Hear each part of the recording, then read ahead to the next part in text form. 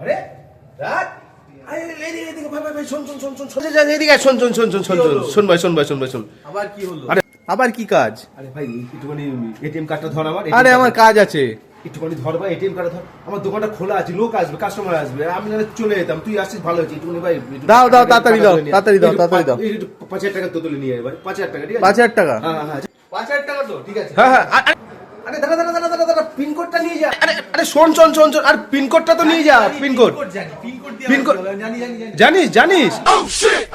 ও আমার পিনকোডটা জানলো কি করে? ওকে আমি কবে পিনকোড বললাম? কি পিনকোড দিল তো রণদা? কি উল্টো পাল্টা? ওখানে 4টে পিনকোড দেওয়ার জায়গা আছে, এদিকে আমার পিনকোড 6টা। কি করে হবে? 6টা? হ্যাঁ। আরে ওখানে তো 4টে পিনকোড। না 6টা। আমাদের পিনকোড কটা? 7,11,000। 111? হ্যাঁ। আরে তুই বাড়ির পিনকোডটা দিয়েছিস। ওটাই পিনকোড। আরে তোর তো এটিএম পিনকোডটা দিবি। তুমি জানোই না কিছু, আমি গেলাম।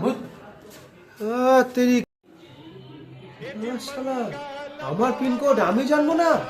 ও বাড়ির পিনকোডটা এটিএম এ দিয়েছিল। ও শালা এটিএম ব্যবহারই করতে জানে না। যাক এইবারের মতন বেঁচে গেলাম। আর দেওয়া যাবে না ওকে এটিএম।